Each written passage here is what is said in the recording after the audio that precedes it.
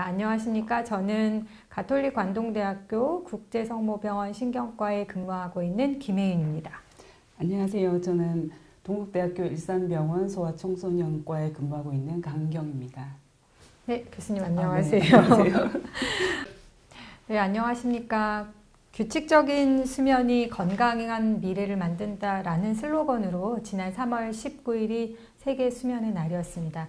저희 대한수면학회에서는 여러 차례에 걸쳐서 이미 저희가 다섯 번째 차례가 되었는데요. 오늘은 청소년기 수면 건강에 따른 학업 성취도와 스트레스라는 주제를 가지고 말씀을 나누려고 합니다. 그동안에 사실은 이렇게 조금 양방향으로 이야기하다가 오늘 교수님이랑 이렇게 원래 교수님이랑 저랑 좀 잘 알고 지내던 사이기는 했지만 아닌데 처음 뵀는데 네, 네, 알겠습니다. 그래서 그래서 급 당황했습니다.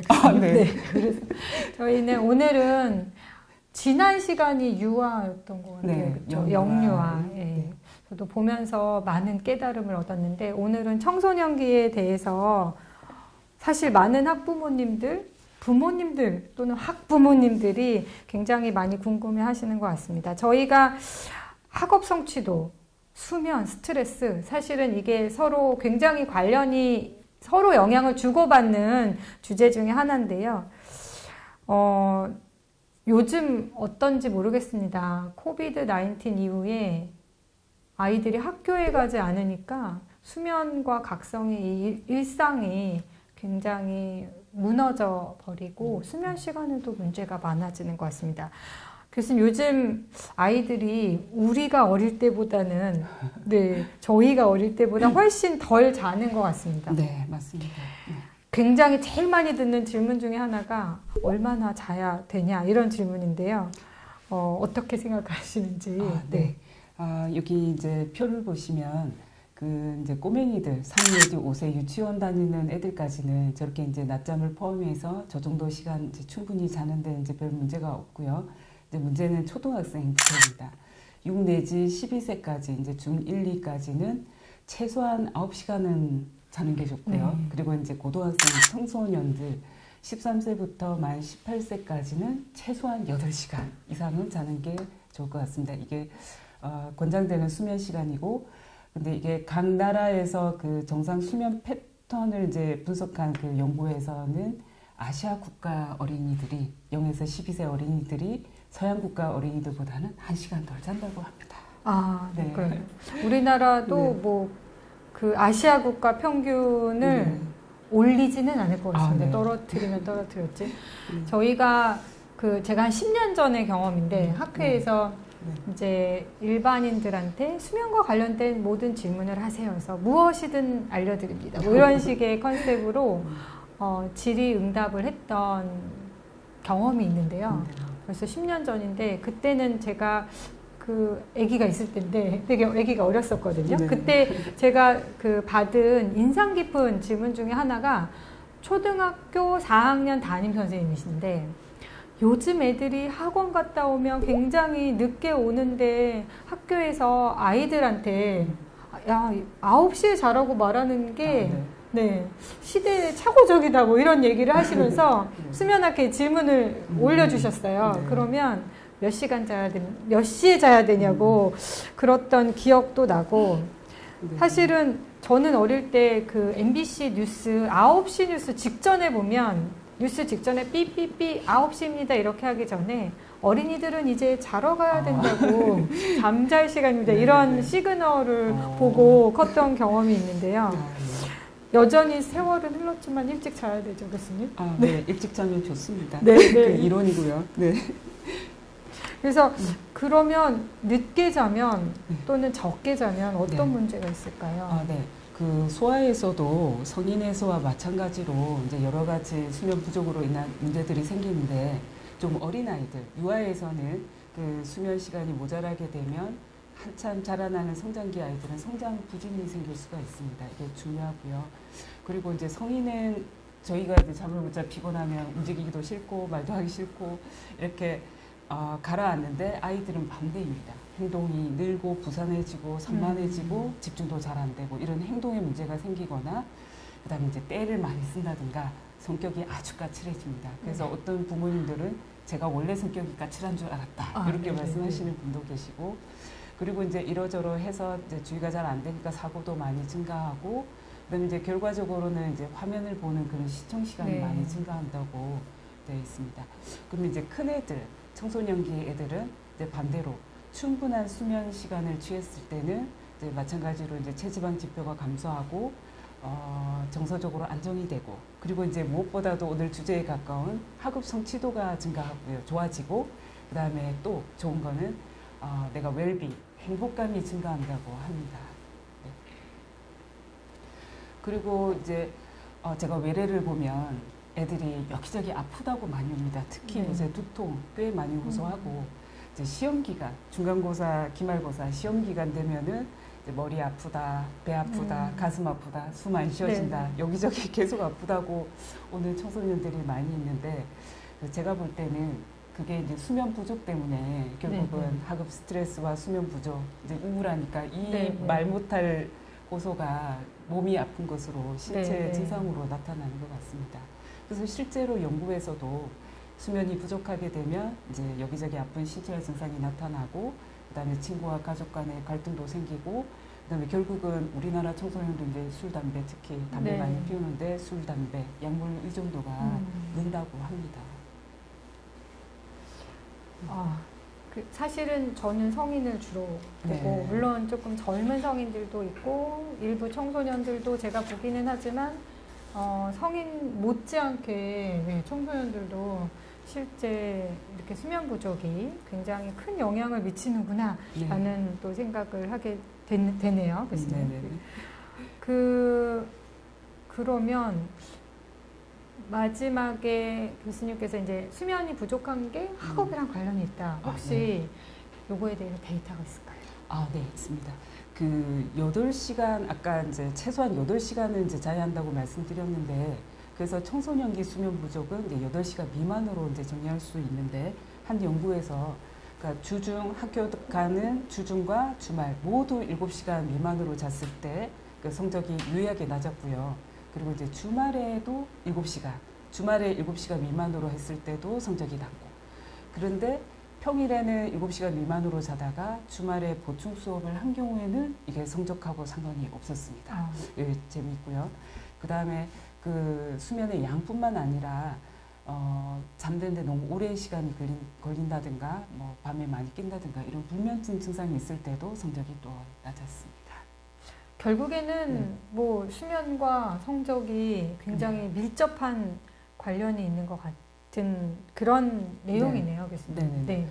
그리고 여기 재미있는 그래프가 또 있는데, 그 청소년을 대상으로 이제 수면 제한을 시키고 인지 기능이 어떤지를 이제 본 그래프입니다. 이게 그 보시면 우리가 학교 가는 월화수목금 5일 동안 수면 제한을 시키고, 그 다음에 이제 토요일, 일요일에 잠을 자는 것처럼 회복 수면, 그러니까 9시간 정도 자게 하고 다시 또 수면 제한을 시키고, 그 다음에 이쪽 세로는 그 이렇게 했을 때 인지 기능이 얼마나 나쁜가, 주의력이 얼마나 나쁜지를 이제 보는 건데, 나쁠수록 주의가 안 된다는 거겠죠. 그래서 여기서 보시면은 5시간 잔 그룹, 6.5시간을 잔 그룹, 그러니까 수면 제한을 시킨 그룹은 이게 인지 기능이 굉장히 나쁘고, 반면에 9시간을 늘 이게 이제 다 잔 건지는 모르겠지만 어쨌든 9시간을 침대에 누워있던 그룹이 이제 인지 기능이 제일 좋고, 여기서 재밌는 거는 밤에 5시간을 재우고 낮에, 그러니까 낮잠을 1시간, 1시간 반 재웠던 그룹은 또 인지 기능이 상당히 좀 많이 회복이 되는 것을 알 수 있습니다. 저기서 보면은 5시간, 6시간 그룹에서 좀 재미난 게 회복 시간을 주니까 확실히 주의력이 많이 좋아지는데, 이제 문제는 두 번째 사이클에서 또 주의력이 굉장히 나빠지는 것을 알 수 있습니다. 오히려 더 두 번째 사이클을 했을 때가 급격히 나빠지네요. 급격히 나빠지는. 이 실험에서는 이제 실험 데이터이긴 하지만 굉장히 나빠집니다. 저렇게 사실은 이거를 시청하실 학부모님들이 청소년을 낮잠 재우는 건 밤잠 재우는 것만큼 사실은 쉽지 않다는 생각을 하실 것 같은데요. 그리고 우리나라 청소년들의 그 실제 수면 시간을 이제 조사를 해봤는데 그 초등 고학년, 그러니까 5, 6학년들은 한 8시간 정도, 7.95시간 정도 나왔고 중학생들은 한 7.6시간 정도, 고등학생은 채 6시간이 되지 않습니다. 교수님 저 데이터가 네. 주중인가요? 네, 주중입니다. 네. 네, 주중이고 그리고 이제 이때 그 초중고 학생들이 그 주간에 얼마나 졸리냐 그거를 봤더니 네. 이거는 뭐 당연하게 수면 시간이 적은 그 고등학생이 그 졸림 촉도가 제일 이제 높게 나오고요. 네. 여기서 또 당연한 사실이지만 그 주간 졸림 촉도가 낮을수록 또 성적이 좋은 것을 알 수 있습니다. 저희 나라 데이터도 저렇게 나왔습니다. 그러니까 낮에 좀 덜 졸린 친구들이 공부도 더 집중해서 잘할 수 있고, 네네 그렇게 집중해서 공부를 할 수 있기 때문에 또 성적도 잘 나오고 뭐 이런 사실은 어떻게 보면은 네. 충분히 그 인과관계가 유추는 가능하지만 이렇게 객관적인 데이터들로 나와주고 있는 것 같네요. 교수님 최근에 등교 시간을 조금 늦추려는 뭐 최근은 아니지만 몇 해 전에 등교 시간이 조금 뒤로 늦춰졌습니다. 그러면서 사실 아침에 저도 오늘 10분 더 자고 출근했는데 10분 더 자는 게 너무 꿀잠이잖아요. 네, 맞습니다. 네네. 그래서 이게 하루 컨디션에 미치는 영향이 되게 큰데 혹시 이렇게 등교 시간이 미루어지면서 청소년들이 좀 더 자고 그러면서 좀 긍정적 효과가 있었을까요? 저도 처음에는 그 등교 시간이 이제 늦추어지고 얘네들이 최소한 30분 이상은 더 자겠구나라고 기대를 했었는데 실제 우리나라 데이터를 봤더니요 아닙니다. 이게 2015년도하고 16년도에 이제 두 군으로 나누어서 이제 조사를 했었는데 등교 시간을 미룬 학생들과 예전 등교 시간 그대로 한 학생들을 이제 비교를 했더니 등교 시간을 미룬 그 학생들이 수면 시간이 한 10분 정도 더 늘었고요. 그 다음 해에는 오히려 그 이전 시간으로 돌아갔습니다. 물론 이때 이제 그 등교 시간 미룬 학교와 미루지 않은 학교 학생들하고 수면 시간 한 20분 정도 차이가 났지만 어쨌든 예전 시간으로 다시 되돌아갔습니다. 교수님 그게 잠드는 시간하고 기상 시간 중에 어떤 시간이 더 늘어났었던 건가요? 결국은 잠든 시간이 이제 뒤로 늦추어져서 그렇습니다. 여기 보시면은 잠든 시간이 이제 늦추어지고, 그러니까 늦게 가도 되니까 좀 더 늦게 자는 이런 습관이 생겨서 그렇습니다. 작년에 코로나19로 지금까지 이제 계속 이어지는데, 그러면 과연 학교 등교도 많이 안 하고 아침에 일찍 일어나지 않아도 되는데 얘네들 우리나라 청소년들이 과연 수면을 더 많이 취할까? 저는 그렇지 않을 거라고 봅니다.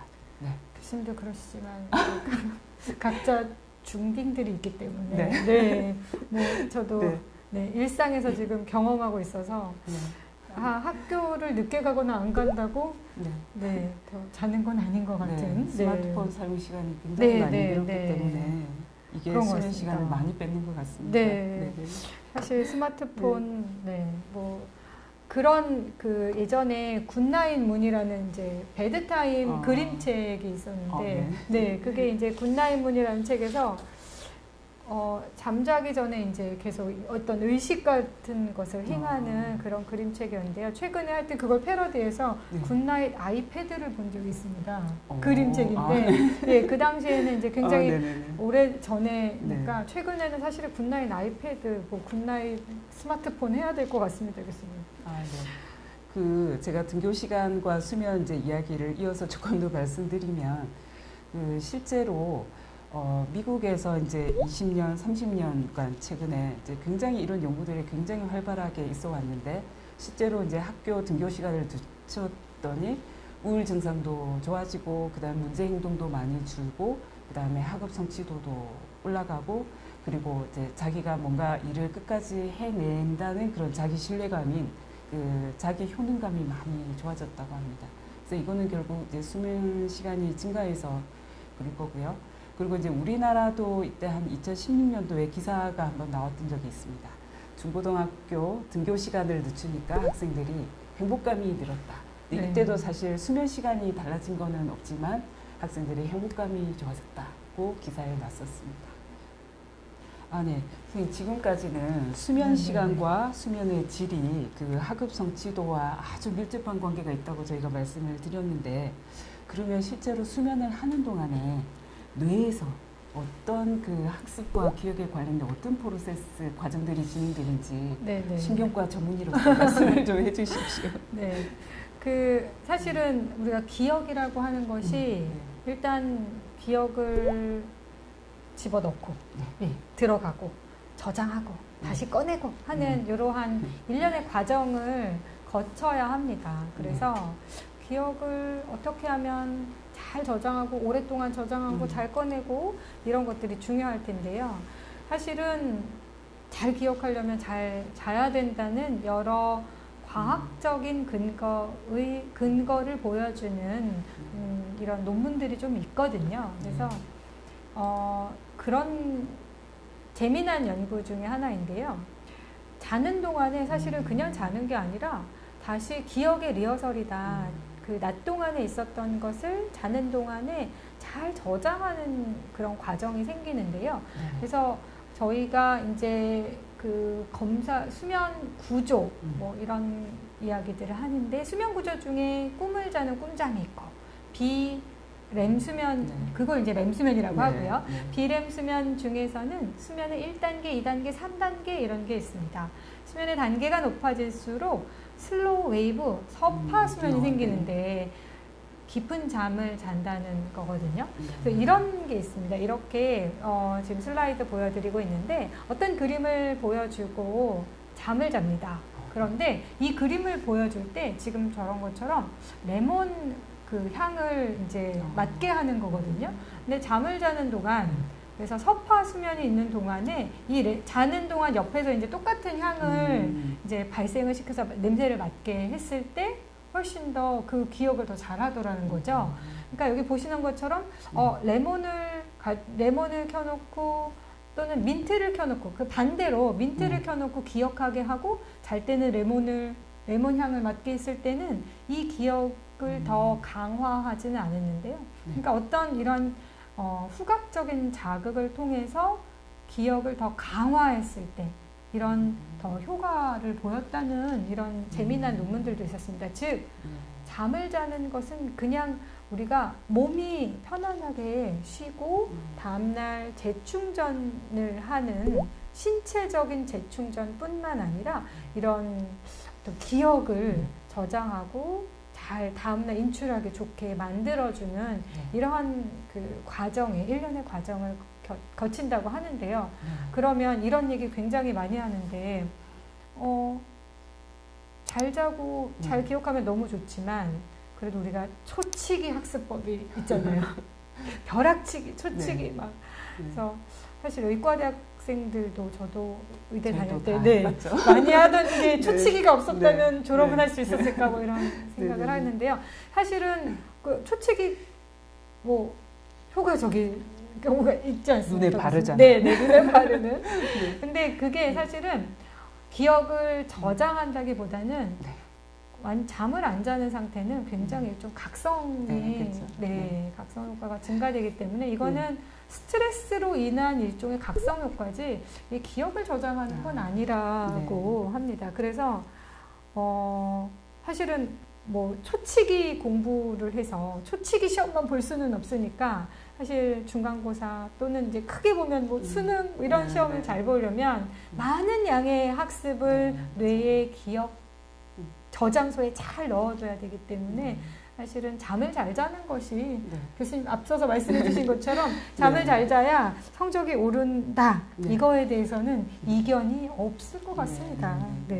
아까 선생님 저희가 궁금한 게 있는데, 아까 그 잠을 이제 이렇게 선생님 말씀 듣고 보면 잠을 1시간 더 자는 게 사실은 이제 손해가 아니고 오히려 기억과 학습에 있어서는 굉장히 이제 도움이 된다는 걸 저희가 이제 기억을 해야 되는데, 그 아까 청소년들을 대상으로 한 실험에서 주중에는 그 7시간 미만으로 수면 제한이 있던 애들이 주말에 수면 보충을 했을 때 그 이제 성적이 나쁘지 않았다, 상관관계가 없었다라고 이제 그 데이터가 있었는데, 사실 이제 그건 어쩌면 다행이긴 한데요.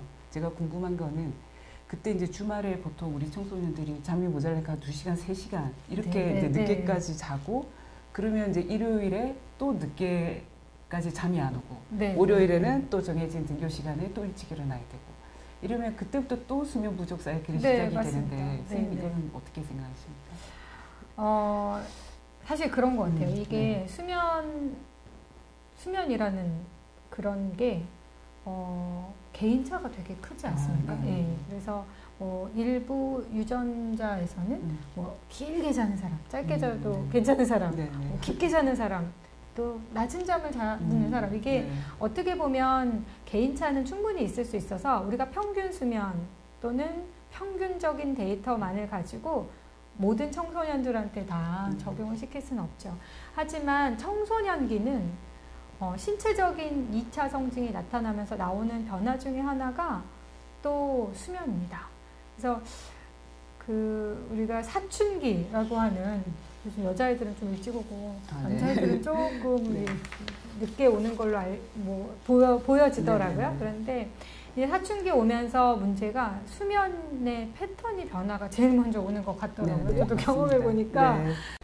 청소년기는 사실은 사춘기와 함께 더 이제 뭔가 심리적 변화가 생기고 쉽게 우울해지기도 하고 쉽게 불안하고 말씀해주신 여러 가지 SNS 등등 미디어에 많이 노출되고 그러면서 더 늦게 잘 만한 핑계와 이유가 많아지기 때문에 그런데 거기에다 더불어서 생리적인 수면을 유도하는 멜라토닌이라는 호르몬도 좀 더 늦게 나오는 걸로 되어 있거든요. 그래서 수면 위상이 뒤로 밀립니다. 늦게 자고 늦게 일어날 수밖에 없는 여러 가지 환경이 있는데 여기에다가 더불어서 주말이라고 해서 더 늦게 자게 그냥 둔다면 이게 더 흔들리게 그래서 저는 앞선 데이터에서 굉장히 부족한 수면의 빚을 진 거, 우리가 수면 부채 또는 수면의 빚이라고도 하는데 사실 부채가 많이 쌓이면 안 되니까 눈덩이처럼 불어나기 전에 조금씩 빨리빨리 그 부채를 갚아가면서 수면 건강을 유지하는 건 좋지만 굉장히 이제 늦게까지 수면 부채를 갚기 위해서 길게 잔다 그러면 이게 또 악순환이 될 수 있기 때문에 적당한 수면 부채를 갚는 행동은 좀 적당히 해야 되지 않을까라고 생각을 합니다. 저도 가끔 좀 중고등학생들 중에 이제 잠을 너무 많이 잔다고 아무 데서나 학원 가서도 꾸벅꾸벅 졸고 기절하고 이런 경우에 이제 병원에 오는 경우가 있는데 그 수면 과다증은 이제 여러 가지 원인이 있을 수 있고 저희가 이때까지 얘기했던 수면 부족 때문에도 사실 수면 과다처럼 보일 수도 있고 그리고 이제 원인을 알 수 없는 특발성 수면 과다 그리고 이제 기면병 이제 이런 여러 가지들을 감별을 해야 되는데 혹시 이제 이렇게 잠을 너무 많이 잔다고 해서 의뢰되는 경우에 선생님 혹시 진짜 기면병인 경우가 많나요? 이게 사실은 조금 안타까운 게 2020년에 아이들의 학교를 좀 등교일 수가 줄어들면서 사실 그 전까지는요 학교에서 선생님들 담임 선생님들이 제일 잘하시죠. 사실 엄마보다 아이들이랑 있는 시간이 하루 전체를 비교하면 되게 많고 사실 부모님들이 낮에 같이 있는 경우가 많지 않고 청소년들의 그 옆에서 이렇게 지켜볼 수가 근거리에서 지켜보지 못하는 경우도 많은데 학교에서 선생님들이 이 정도의 낮졸림은 뭔가 병적인 것 같으니까 병원에 가서 좀 이렇게 진료를 수면 진료를 받아보라고 추천해서 온 경우는 사실은 저는 개인적으로 그런 경우에 실제 기면병으로 진단되는 케이스가 꽤 많았거든요. 근데 안타깝게도 다른 센터는 어떠실지 모르겠는데 작년에는 그렇게 의뢰돼서 오는 경우가 굉장히 많이 줄었거든요. 그래서 사실 학부모님들이 또는 부모님들이 옆에서 이렇게 관찰하다가 과도하게 자는 것 같다 해서 오시는 경우보다는 사실은 객관적으로 학교에 있는 경우에서 이제 발견 또는 이렇게 의뢰돼서 오는 경우가 조금 더 저는 진단율이 조금 더 높았는데 학교를 안 가는 게 또 이런 이런 문제와 변화들도 있다라는 생각이 들긴 했습니다. 사실 기면병이 요즘 뭐 뮤지컬에서 소재로 나오기도 했었고 뭐 드라마에서도 나오고 해서 최근에는 이제 많이 알려져 있고 낮에 과다하게 졸린 것 플러스로 이제 어른들이 가위 눌린다고 하죠. 그래서 수면 그 마비가 생기거나 또는 탄력 발작이라고 해가지고요. 과도한 흥분이 생길 때 나타나는 그 근육이 힘이 빠지는 증상인데요. 사실은 뭐 무릎에 힘이 빠지기도 하고 그리고 턱이 살짝 내려가는 이런 느낌을 환자들이 호소하기도 하는 탄력 발작이 있고 그리고 인면이나 탈면시, 그러니까 자다 깨거나 잠이 들 때 환시를 보는 이런 증상들이 사실은 기면병을 시사하는 임상 증상들 중에 하나입니다. 물론 탄력 발작이 모든 기면병에서 있지는 않기 때문에 탄력 발작이 없다고 또 기면병이 아닌 것은 아닙니다. 그래서 사실 과다한 낮졸림이 있다면 그 경우는 그러니까 깨워도 잘 깨워지지가 않고 그게 좀 반복적이고 오랫동안 지속된다면 진료를 받아보는 것을 추천드리고 싶습니다. 네. 그리고 선생님 또 부모님들이 많이 궁금해하는 것 중에 그 애들이 자다가 갑자기 벌떡 일어난다든가 이상한 행동을 많이 하는데 이거를 이제 저희는 사건 수면이라고 하는데 그 어린 연령에서는 이제 저한테는 이제 야경증으로 주로 많이 올 거고 좀 큰 애들은 이제 목류병으로 이제 많이 오는데 선생님 경험하신 목류병에 대해서 좀 말씀해 주세요. 사실은 그 목류병이 이제 자다가 일어나서 문을 열고 이제 보통 문을 열고 나가면서 발견되는 것 같습니다. 그렇죠. 저한테 오는 연령이 교수님께 가는 그런 아가들보다는 그 야경증 좀 더 많이 보시죠. 저한테는 이제 목류병은 야경증 아기들이 좀 더 흔하다면 사건 수면 중에 저한테는 이제 목류병이 가장 많이 오고 뭐 여러 가지 이제 사례들이 있기는 하지만 아이가 분명히 자기 방에서 자는 거를 엄마가 발견했는데 다음날 보면 꼭 거실에서 잠들어 있는데 그것을 거의 기억을 왜 어떻게 나왔는지 기억을 못 한다던가 이런 이제 그 이벤트들이 있는 경우 많이 이제 병원에 옵니다. 그래서 그런 이벤트가 사실 매일 밤 있지는 않다. 그리고 뭐 불과 몇 달 간격으로 있기 때문에 검사를 해야 되냐? 사실 이런 질문도 되게 많이 받기는 하는데요. 사실은 이러한 증상이 매일 밤 있다. 뭐 그러면 당연히 빨리 검사하는 게 필요하고 사건 수면의 한 종류인 목류병은 또 저희가 뇌전증, 이 뇌전증 중에 야간에만 주로 생기는 뇌전증이 있는데 뇌전증과 감별을 해야 되기 때문에 그런 이벤트가 반복된다면 검사는 받아보셔야 될 것 같고 그리고 그 목류병 환자들이 검사를 할 때 몇 달에 한 번씩 있는데 뭐 하룻밤 검사해서 나오나 이렇게 질문 많이 받거든요. 근데 많은 수의 환자들이 문을 열고 나가지는 않지만요. 그게 논문에서도 그런 이야기들이 있는데 아이들이 자다가 이렇게 스르르 일어나가지고요. 침대 모서리에 가만히 앉았다가 다시 잠들고 그런 경우들이 꽤 있고 검사를 해서 이제 비디오를 저희가 촬영을 하니까요. 그렇게 볼 수가 있고 거의 매일 밤 뭐 걸어서 나가지는 않더라도 이런 뒤척임 이벤트 내지는 자다가 일어나거나 근데 그때 뇌파에 아주 짧은 뇌파의 변화들이 진단하는 데 조금 도움을 주기도 하기 때문에 검사를 해보는 것을 저는 추천을 드리고 있습니다. 그러면 뭐 치료로 어떤 거를 추천하시나요? 이 목류병은 사실은 뭐 아시는 것처럼 깨우면 되거든요.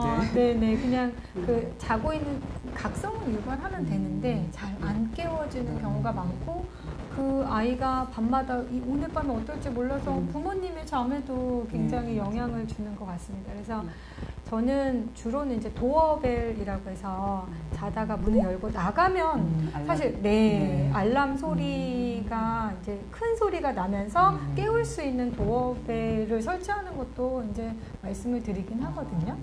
선생님 제가 들은 거는 그 만약에 걔가 한 뭐 2시, 3시 이때 규칙적으로 일어나서 돌아다닌다. 그러면 얘가 일어나기 전에 한 20-30분 전에 얘를 미리 깨우면 얘가 스스로 일어나는 게 준다는 것도 봤거든요. 그렇게 많이 쓰시나요? 그 스케줄을 잡아가지고 이제 각성을 이제 시키는데 사실은 뭐 그렇게 하기가 쉽지가 않습니다. 이게 누군가가 그러면 그거를 도와주는 누군가가 있어야 되는데 그분의 수면도 그게 엄마가 됐든 아빠가 됐든 누군가가 됐든 현실적으로 현실적으로 조금 어렵지 않나. 그리고 좀 안심을 하셔야 되는 것 중에 하나가 사실은 다른 뭐 정신적인 문제나 발달장애가 있거나 그렇지 않으면 기간이 지나면, 시간이 지나면 20대 이후는 많이들 또 자연히 좋아지기도 해서 이렇게. 근데 사실 기본적인 것은 수면 위생 그리고 수면과 각성의 이런 일중 주기, 수면 건강을 잘 지키는 게 사실은 기본적인 치료라고 볼 수 있겠습니다. 네. 그러면 선생님 이제 마지막으로 저희가 이런 이제 소아 청소년의 건강한 수면을 위해서 꼭 지켜야 할 그런 여러 가지 수칙들에 대해서 말씀해 주십시오. 이게 뭐 비단 사실은 그 청소년만을 위한 습관은 아닌 것 같고요. 다른 이제 수면 장애, 수면 장애 굉장히 여러 가지 종류가 있지만 그 중에서도 특히 불면 그리고 원하는 시간에 깨지 못하는 것 그리고 낮에 과도 이런 수면의 건강이 뭔가 이렇게 그 수면 건강에 문제가 있는 분들한테 이제 제시하는 것들인데요. 일단 첫 번째는 침대에서 공부하지 마세요. 근데 공부 안 하고 뭐 컴퓨터를 해도 안 되고 사실 침상이라는 공간, 잠을 자는 공간은 그냥 잠자는 곳으로만 써라. 이게 이제 첫 번째 아주 중요한 내용 중에 하나인데 사실은 의외로 이게 안 지켜지는 것 같고요. 낮잠하고 밤잠이 서로 이제 굉장히 영향을 주지 않습니까? 특히 낮잠이 이제 오후 늦게 낮잠을 자면 굉장히 더 밤잠에 영향을 주기 때문에 낮잠은 꼭 필요할 때만 짧은 시간 자라 이런 얘기를 하고 싶고 그래서 오후 2시 이전에 30분 이내로 낮잠을 자라 이렇게 얘기를 하고 싶습니다. 그래서 낮잠도 현명한 낮잠은 밤잠에 영향을 크게 안 주니까요. 뭐 사실은 청소년들이 요즘 에너지 드링크 많이 마십니다. 많이 마시죠. 이게 어떻게 보면 그들의 문화가 된 건가요?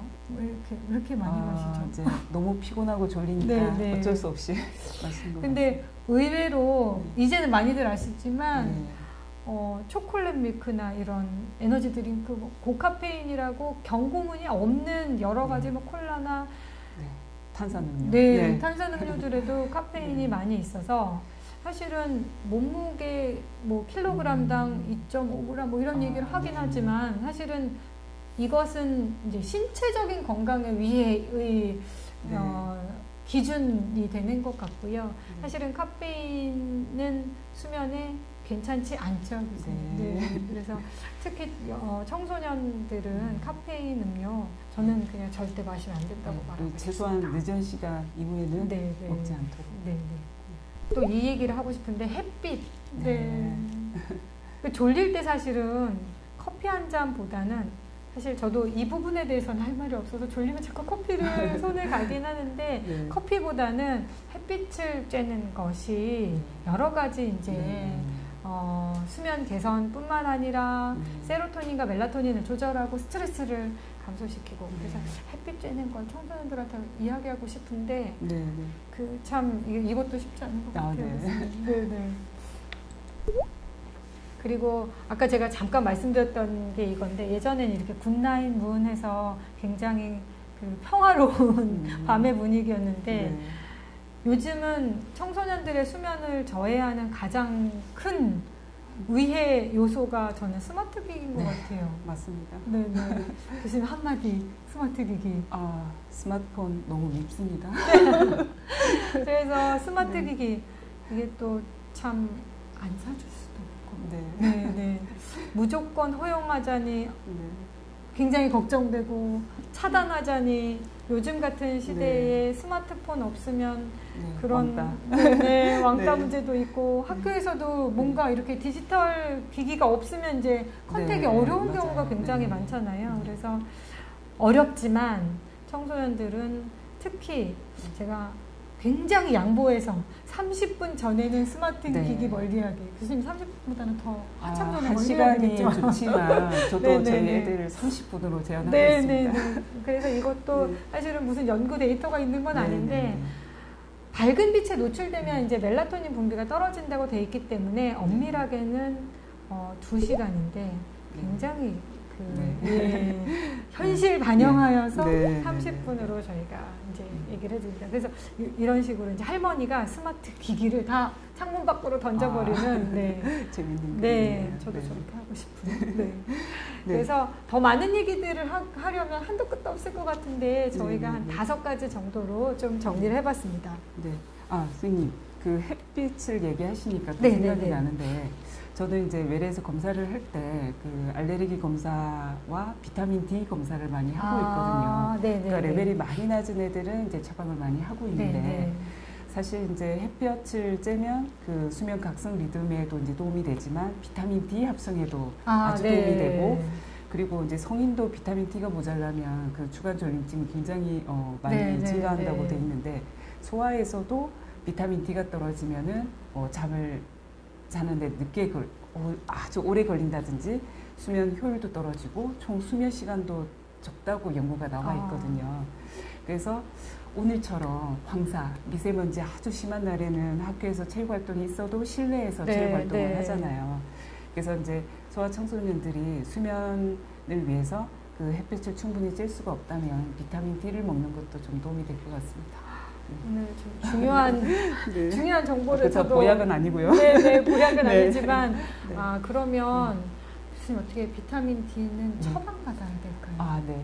처방을 받거나 약국에서 사시면 네. 사실은 뭐 어려운 문제인 것 같아요. 네. 특히 청소년들이 수면만 문제가 아니기 때문에 여러 가지 청소년기, 사춘기에 접어들면서 생기는 정신적, 생리적인 변화와 그거랑 관련된 여러 문제들, 학업에 대한 스트레스 이런 문제들을 모두 다 잘 극복하고 컨트롤하기가 사실 쉽지 않은 문제이지만 오늘 이 방송을 보시는 분들한테 적어도 수면은 이렇게 조절해가지고 아이들이 수면 건강이라도 조금 좋아지게 하여서 수면 건강이 정신 건강 그리고 신체 건강이라도 관련이 있기 때문에 밀접한 관련이 있으니 큰 도움이 되셨기를 큰 도움이 저는 또 됐던 것 같고요, 교수님. 최소한 1시간 이상은 또 재워주시면 좋을 것 같습니다. 쉽지 않습니다. 네. 그러면 저희 대한수면학회에서 준비한 청소년 수면 건강에 대한 메시지는 여기서 마무리하도록 하겠습니다. 감사합니다. 감사합니다.